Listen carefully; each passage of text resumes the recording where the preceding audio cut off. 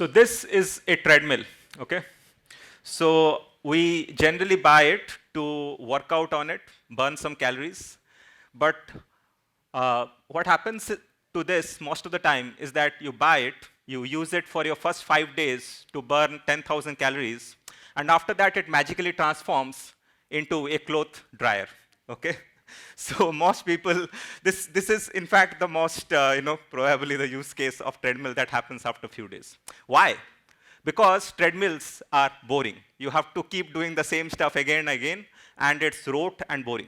Most people understand that meditating is good for their mind, good for their mental health, but almost none of us here would have probably meditated today, or probably very rarely we ever meditate. Again, why? Because meditation is boring. So research shows that cardiovascular diseases cause the highest number of deaths worldwide. 31% of all deaths due to all reasons happen only due to cardiovascular diseases. 10% of India's population suffer from either diabetes or prediabetes. And it is pretty well known, both from our normal experience as well as from research, that just exercising 30 minutes every day significantly reduces your chances of contracting both cardiovascular diseases as well as diabetes. But still, most of us almost feel no motivation to exercise. 1 in every 8 people, or about 970 million people around the world, are living with some form of mental disorder. Anxiety and depression is almost very common amongst people. And again, here also research shows that if you meditate or if you do some breathing exercises like pranayama every day, that significantly reduces your chances of anxiety and developing depression. Still, we find it hard to develop a practice around meditation or pranayama. So why does this happen? So during my health tech entrepreneurship journey, I have spoken to a lot of investors, and one theme that keeps coming up again and again is that most investors say that health tech apps find it hard to build customer engagement and build user stickiness. People use these apps for a few days and then fall off, okay? While, for example, if you look at some of the top charting health tech apps, for example, Healthify Me has about 35 million users. Calm, which is one of the highest grossing or highest number of a app of meditation with highest number of users, has about 135 million users. But if we compare it with one of the top charting games, for example, PUBG, the order of magnitude is huge, okay? The difference is very huge. You see that it has 1.1 billion users, okay? So it clearly shows that people want to play games more than they want to be healthy, okay? So if we can somehow combine games with exercise, fitness, or meditation, can it improve the compliance of people to exercise more or to meditate more? During COVID times, Nintendo launched one of their games which is called as Ring Fit Adventure. The video of it is playing here, you can see. In this, they combined a ring or a Pilates ring with their Nintendo's game console. And then you have to, if you do exercise, then you control a character inside the game. This game has been a hit for Nintendo. There have been millions of, subscription to this game. And Nintendo has made billions of dollars over last couple of years by selling this game. So it clearly shows that gamification probably is a key element if we can introduce into health tech apps that can improve the user stickiness into these health tech apps. What works for games is that instead of counting reps or instead of counting, okay, whether I am burning these many calories or not, your focus shifts into the target of the game. You are focused on either killing an enemy or, say, getting to a goal or shooting a goal, something of that sort. And so what happens is when I start exercising today, if I exercise 30 minutes today, nothing happens to my body. So I have no feedback, okay? So what if I exercise every day for 30 days, for 30 minutes, then probably I start seeing some change. So the instantaneous rewards are not there. While in game, if I go and hit a goal, I get an instantaneous dopamine boost. Or if I go and kill an enemy, I get an instantaneous dopamine boost. That's what works for games. So if we can integrate that into our workouts somehow through the power of games, that's what would make it even you to stick to workouts as well as maybe addicted to even workouts. So during my research at IIT, I have been working extensively on pose recognition models through which we can recognize what activity you are doing before a camera. So we used models from Google called MediaPipe, through which we can recognize different joint locations of the body. And then by building secondary machine learning models, which can identify what activity you are doing. For example, we can classify whether you are running before the camera, you are squatting before it, or you are doing lunges. And then using this classification, what we have done is we have then created high fidelity games like this game here, which is one of my startup is building. It is called as Fitball. In this, you basically stand before your camera and there is a volleyball-like game. The opponent will be firing balls at you and then you have to hit the ball. But your character will be controlled by your physical movements. You have to physically move before the camera and hit the ball with your hand. So with this, we have found a lot of user engagement, especially in kids. And you can see this is actually my daughter along with a friend playing at the bottom there. And they almost enjoy it, and they don't feel like it's an exercise, okay? It's almost like going to cricket with your friends during your childhood. Nobody told you that you have to go and play cricket, to be fit. You just went there because you enjoyed it, okay? So similar thing probably we can do with gamification around, fitness models. So with the advent of the AR and VR technologies, and so there is a lot of scope which has come up with building immersive virtual reality, mixed reality based games which can engage users even further. So here we have been working on using Oculus headsets to capture pose or posture of the body. So Oculus headset has a lot of sensors on it, including accelerometer sensors as well as multiple cameras on it, through which we can track different joints of the body, of the upper body. And using that, we have again built our secondary models which can recognize different postures that you perform while using this Oculus headset. So based on that, I have created recently one game which is like shooting the minions in the sky. In this, there will be a minion which will be appearing on the sky. And then you have a rocket launcher, which you have to take with your hand. So Oculus had a very good hand recognition algorithm in it, or AI into it. You can actually use your hands to hold this rocket launcher.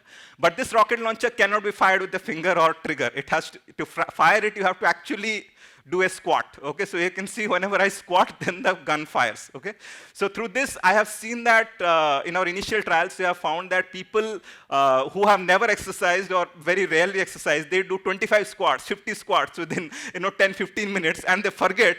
And after that, when they bring out the, put off the headset, they feel like, okay, oh, my legs have started paining, because they have never had that experience of exercising.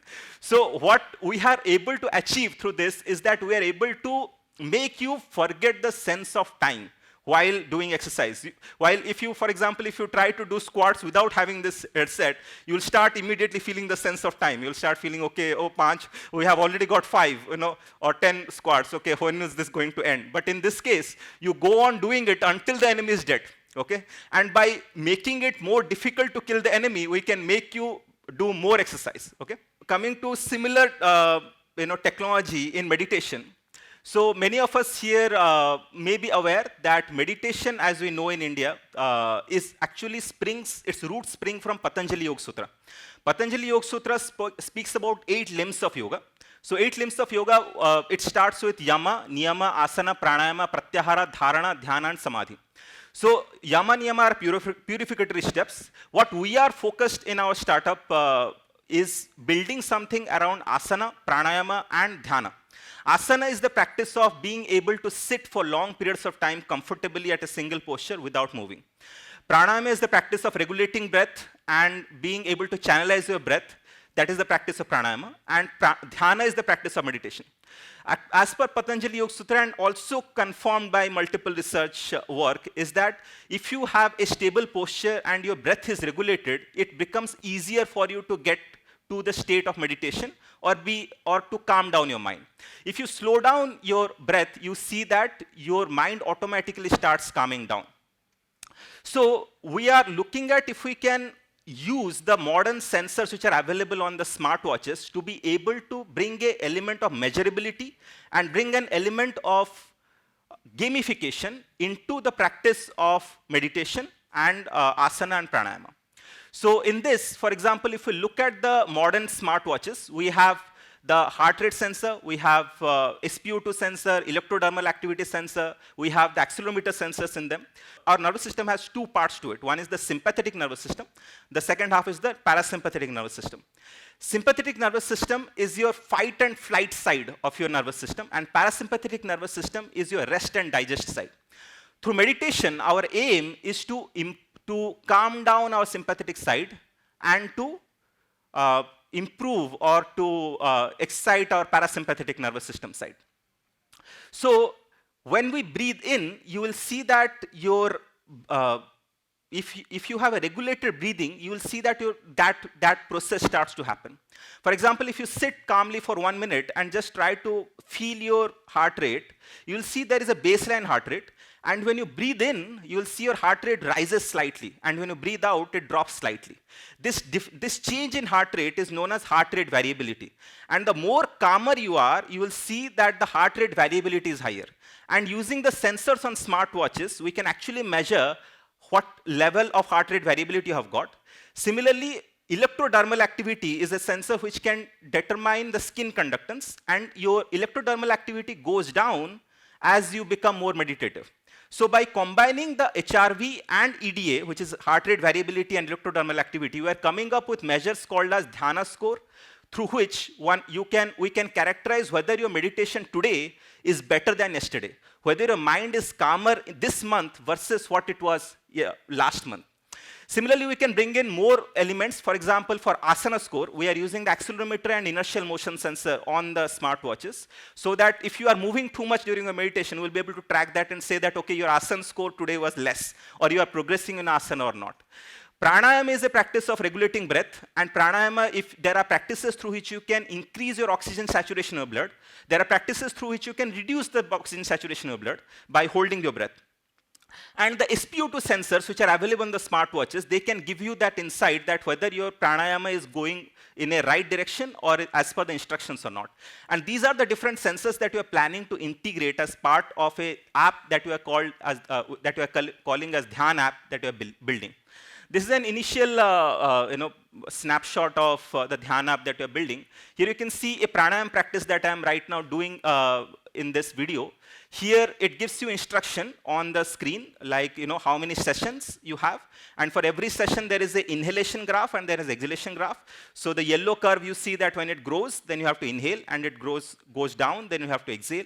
There is a haptic feedback. Haptic feedback means there is vibrators in the smartwatch. So that gives you a feedback. Even if you have closed your eyes, you can know that, okay, this is an inhalation phase or an exhalation phase. The flower that you see in the center that grows when you inhale, and it glows down when you exhale, and the color of it changes with the SpO2 or the oxygen saturation. So through this, we feel that users will get a much better feedback of whether their practice is going in right direction or not, and ultimately, they will be able to share these statistics on a social media platform. Like, we are actually working on building a social media like Strava, on which people will be able to share their statistics, share their insights during meditation with other meditators, and they will be able to comment and share and like through that.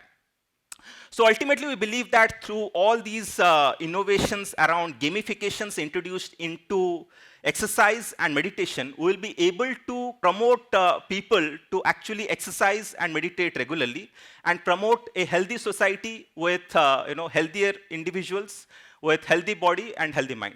Thank you.